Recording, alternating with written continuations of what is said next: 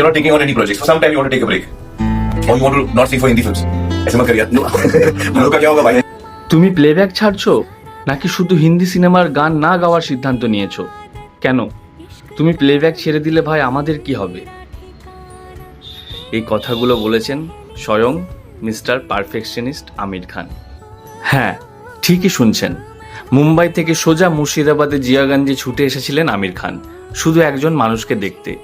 তিনি আর কেউ নয়, প্লেব্যাক সম্রাট অরিজিৎ সিং। অরিজিৎ যখন শুনলেন এই প্রশ্ন, তিনি খানিক লজ্জায় পড়ে যান। কখনো আমির খানের পা ছুঁয়ে প্রণাম, কখনো মেঝেতে বসে পাত পেতে খাওয়া। স্টারডাম নয়, এ যেন একদম ঘরের মানুষ।